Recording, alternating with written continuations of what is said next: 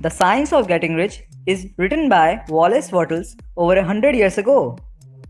But its timeless advice is as applicable today as it was back then, before social media, personal computers, car seatbelts, and pop up toasters, even. Wallace boldly states the following advice in the book: every man and woman who does this will certainly get rich. For the science here is applied is an exact science and failure is impossible. Talk about setting the bar high. As that wasn't enough, Wallace declared that this is the only book you need to read to become wealthy. I know the one guy who will disagree. For now, though, let's ignore that. Tai Lopez perhaps wouldn't approve of the idea, and let's instead focus on the strategy that Wallace presents. For it has made countless other people filthy rich in the last century. Takeaway number 1: money is a medium of value. Wattles states that money is an integral part of experiencing all of the God's creation. To desire money is therefore to desire more of what He has created. Doesn't this seems like a noble cause? Some people associate the strive for riches with greed and selfishness. But according to Wattles, it doesn't have anything to do with that. Rather, the strive for riches is the struggle of being able to experience more of what the world has to offer. What money truly is just a medium of value. For you trade value with other people every day. All these exchanges don't include money, but many of them certainly do. To become rich, you must make sure that you deliver as much value as possible to as many as possible. Also deliver more personal value. You ask of capital value in return. Realize that how wealthy you are is often a function of how much value you deliver to your fellow man. Don't be like this guy. I'm a hardworking man. I have been go to my job and doing my duties for the last 30 years. I should be paid more. My boss doesn't fully appreciate the efforts I put in. Nowadays, I see people online bragging about their expensive car from their garages. It makes me want to puke that they earn more than I do. They probably don't even have a master degree. Be like this guy. Athlean or Jeff Cavler is probably a YouTuber that you have heard about.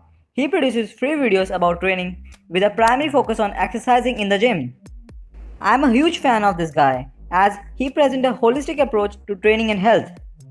He has offered a great value to millions of people all over the world for free, and today he is wealthy. He is rich because he has delivered so much of value that people trust his opinion and therefore they buy his training programs. This guy has provided value for exceeding the capital value he has been asking for in return.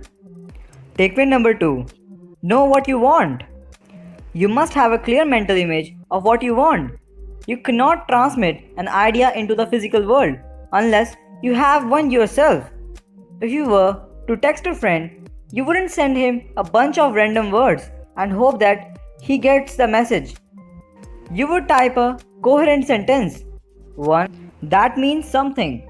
I know this might sound obvious, but it's nothing a critical step that a lot of people overlook. You must have a definite goal, a strategy that can take you there, and stay focused and true to that strategy. Don't be like this guy. I want to become rich, I think. Or well, it would be cool with a private jet. I'm going to be rich by getting high grades in school. Although, there are other things that are more enjoyable than school, such as partying, playing Fortnite, and chilling. I love chilling. Be like this guy. Warren Buffett is the most successful investor of all time. At a very young age, he announced to his friend that if he wasn't a millionaire by age of 30, he would jump off the highest building in the city of Omaha. His strategy of reaching his goal was to study the art of value investing. He knew that to accelerate his skills in the craft, he needed a very best mentor. Therefore, He offered to work under Benjamin Graham, sometimes referred to as the father of value investing, for free. Once he graduated college, he has stayed true to his strategy of studying value investing throughout his whole life. For example, he is reading about 500 pages of annual and quarterly reports every day. Takeaway number 3. Picture that you already have it. Now, when you have a clear mental image of what it is that you want to achieve, begin to substantialize the state in your mind. When you invest quality time in thinking about your plan, something interesting starts to happen.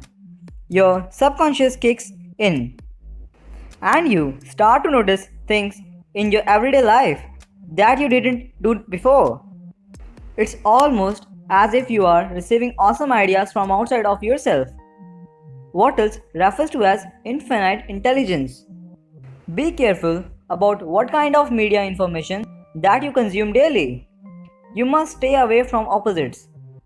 They only direct you to the wrong direction. Therefore, cut out any news flow regarding poverty.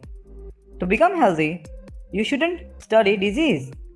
To become great husband, you shouldn't study divorce. To become a great investor, you shouldn't study personal bankruptcies. Opposites will cause disbelief, and this is the most dangerous thought for your progress toward any goal. Don't be like this guy. I want to be healthy athlete like Usain Bolt. I should go to the gym more often. In search of anyone who may have come in contact with the first patient diagnosed with Ebola in the US. On second thought, I will stay inside. It will be so nice to have a girlfriend though. After a week. Jesus, is this how every relationship ends? I could never survive having my heart broken like that. Okay, but perhaps I can't become a great investor then. We have right now breaking news here. Stock all around the world are tanking because of the crisis on the Wall Street. Never mind. Be like this guy. Conor McGregor is the first MMA fighter ever to hold two belts at the same time in the UFC. He is a great example of a person who had a clear mental image of what he wants to accomplish. My dream is to be a world champion, world lightweight champion in the UFC. I will be where I want to be. I am 100% confident that I will make it to the top. Takeaway number 4. Make every day a success. Positive thinking alone is not enough. You must also act. Do everything that can be done during that day. This is a concept called micro speed, macro patience, which is one of my favorites. It means that if you squeeze the most out of the day, you don't have to worry about the future. People tend to get this backward and instead exercise micro patience and macro speed. They are super impatient about achieving their goals, yet they don't do anything outside of 9 to 5 to reach these goals. Don't look back at yesterday with nostalgia or regret. Don't worry about tomorrow. Live and act in here and now. Don't be like this guy. Wow, nice, hot, sexy, fuck, bitch. Be like this guy.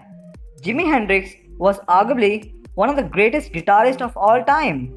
This guy, too, do everything that can be done during a day to the next level. Even at an early age, Hendrix come from a poor family and was forced to play on a broom and a stringed ukulele before he got his first guitar. Once he got his first real guitar though, the two of them were near impossible to separate.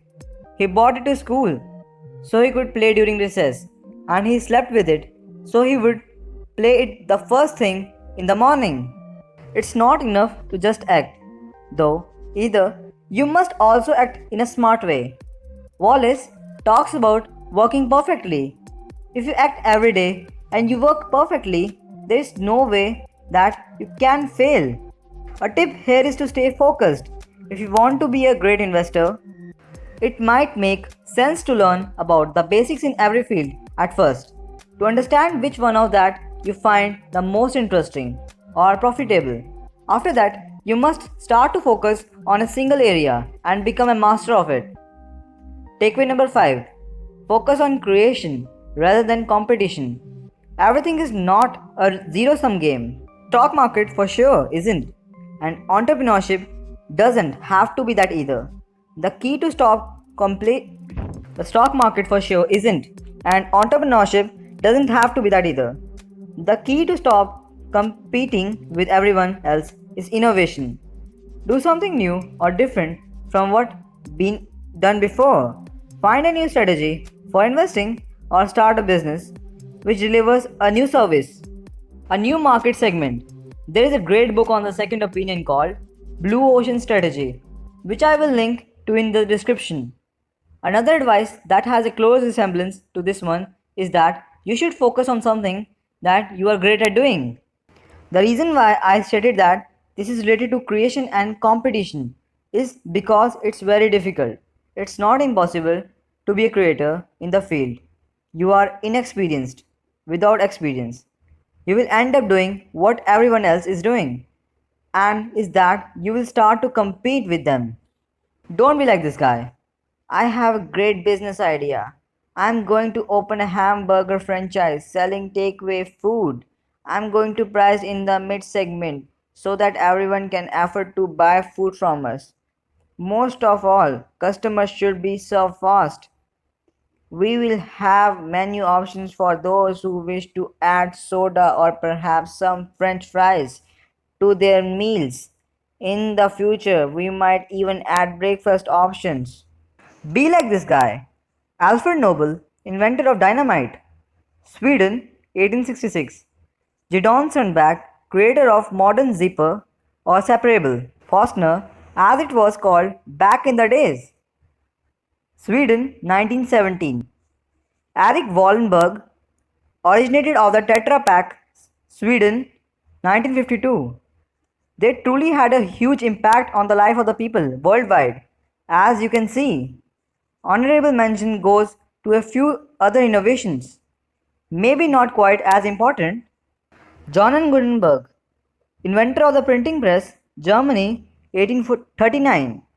Thomas Newcombs, originator of the steam engine, Britain, 1712. John Blackenbaker, inventor of the personal computer, USA, 1971. And let's not forget about Javed Karim, Chad Hurley, and Steve Chen, the founder of YouTube, Germany, USA, Taiwan, 2005. And this is the end. And thanks a lot.